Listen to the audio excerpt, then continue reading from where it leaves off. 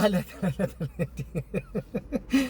እኔ ቲክቶክ የሚባል ግን ቀሽም ፕላትፎርም ታውቃላችሁ?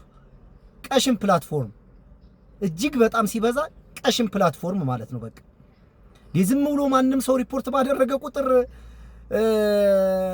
ባለ ማድረግ ይልካል እንዴ? ዛሬ ድብልቅልቁ ነው የወጣው። ፌስቡክ ላይ ብሎክ ያላረገኝ የለም፣ ያልተላከልኝ ሜሴጅ፣ ያልተላከልኝ ቴክስት፣ ያልተላከልኝ እርግማን የለም።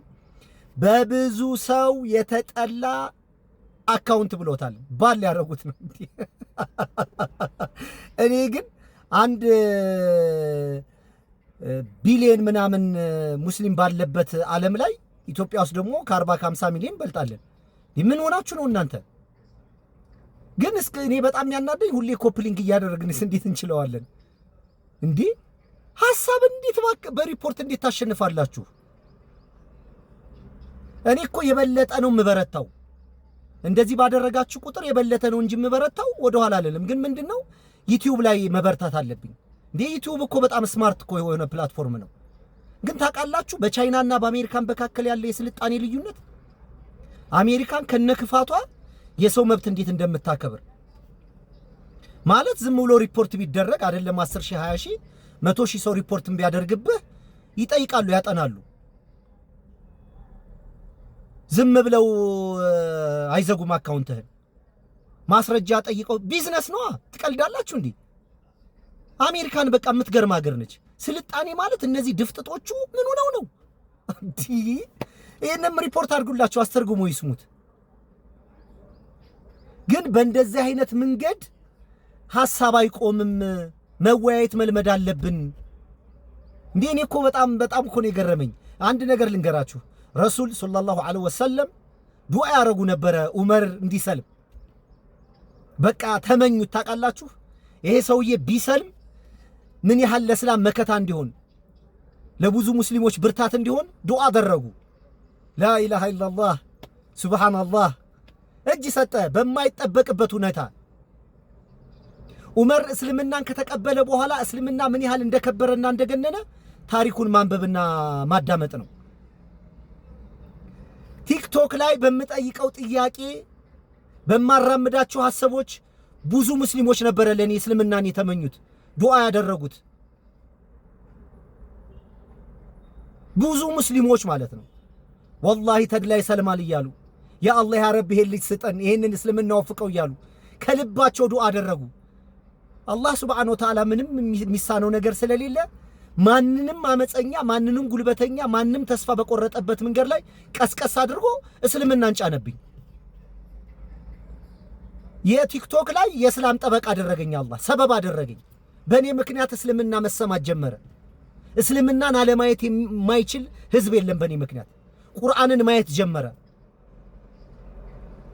እንዴ እስልምና ምንድነው ማለት መጠየቅ ጀመረ። ኡስታዝ ዋይድ ማን ነው መጠየቅ ጀመረ። የሆነ ነገር አለ ማለት ነው እንጂ ያለ ምክንያት ተድላ ሊሰልም አይችልም አሉ። ብዙ ወንድሞች፣ ቤተሰቦች፣ ልጆች ሳይቀር ምክንያታዊ ሰው እንደሆንኩ ሐሳብ እንደሚገዛኝ ያውቃሉ። እንዴ እውቀት እኮ ስድድብ አይደለም። እውቀት እኮ አያበሳጭም። እውቀት እኮ አያናድም።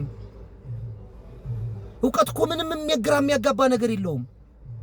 የሚያሸንፈን ሐሳብ ከተገኘ ለዛ ሐሳብ ሰሚት ማድረግ እኮ ጨዋነት እኮ ነው። እና የብዙ ሙስሊም ወንድሞች እህት የዱዓ የጸሎታቸው መልስ ነኝ እኔ። ነካ አድርጎ የሞተውን ልብ ቀስቅሶ ላኢላሃ ኢላላህ አምጥቶ ቁጭ አደረገኝ። እዚህ ቲክቶክ ላይ ጋሻና ጦር አደረገኝ። የእስላም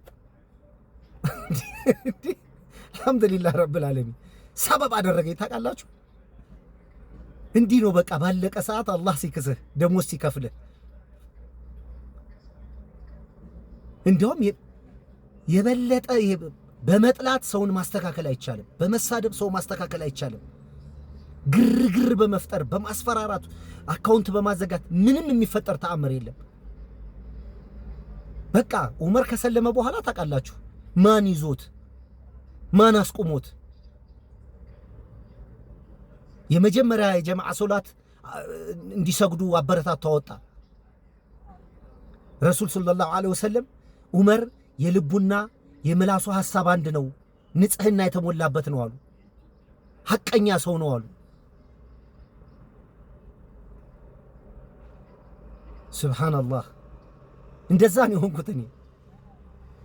ተስፋ በቆረጥኩበት እኔ ሃይማኖተኛ ሆናለሁ በጭራሽ የማይታሰብ ነገር እኮ ነው። እስልምናም ዘረረኝ። መዘረር አይደለም አቅም ጉልበት ሆነኝ። አላህ ድፍረት ሆነኝ እንጂ እኔ አልሳደብ ሰው የሰው እምነት አልነካ አላሸማንቅቅ። እኔ በመከባበር ላይ የተመሰረተ ውይይት አገሬ እንድትለምድ ነው የምጥረው የምተጋው ጠዋት ማታ። እኔ እኮ ጠቅማችኋለሁ። ይሄን አካውንት እኮ ቢኖር ለእናንተም ጥቅም እኮ ነው። ማነጻጸሪያ ሆናችኋለሁ። ምልከታ ማሳያ ሆናችኋለሁ። እንዲህም አለ እንዴ ብላችሁ እንድታዩ አደርጋችኋለሁ። አእምሯችሁን አበረታቷለሁ፣ እንድትጠይቁ አነቃቃችኋለሁ። እንደኔ አይነት ቅን ሰው አካውንት አዘግታችሁ ምን ትጠቀማላችሁና ዩቲዩብ ላይ ሄዳለሁ። ፕሊስ ዩቲዩቤን ሰብስክራይቡን በደንብ ጨምሩልኝ። የተደራጀ ሐሳብ በዩቲዩብ እናስተላልፋለን። ዩቲዩብ ላይ ዝም ብለን በቲክቶክ የሆነ ነገር ብለን ማአቻልም በጣም ነው እንደዛ ነው ያደረገው ብሎ አጥንተው አስቸጋሪ ከሆነ ላንዴና ለዘላለም ይዘጉሃል። ፊትህንም ጭምር ነው የሚዘጉት። እንደ ዮኒ ማኛ ያና ዋንሰም እኔ አስተማሪዎቼ ሰው አይሳደቡ፣ እኔ ሰው አልሳደብ። የሀገሬን ባህልና ካልቸር አልሳደብ። ሰውን አንድ አድርጌ የምቆጥር የሁሉም ባህል አንድ አይነት ነው፣ የሰውን ከሰው የጀመረ ሐሳብ ነው፣ ቋንቋ ነው፣ ባህል ነው ብዬ የምቆጥር የሰውን ዘርነት አንድ አድርጌ የምመለከት ቅን ሰው እኮ ነኝ። እስልምና ደግሞ እምነቴ ነው። እምነቴን ደግሞ በድፍረትና በስርዓት ለሰዎች እንዲደርስ ቀን ከሌሊት ምተጋ ምስኪን ወንድማችሁ እኮ ነኝ። እንዴ ምን አልኳችሁ? እና በጣም ነው የገረመኝ። እና ለእናንተም ጥሩ አይደለም ለስለ ልቦናችሁ። እንደው የተለየ ሐሳብ ስታዩ አዘግታችሁ አትችሉትም። አላህ እንደው እስልምናን ይወፍቃችሁ። አሰላሙ አለይኩም ወራህመቱላሂ ወበረካቱ።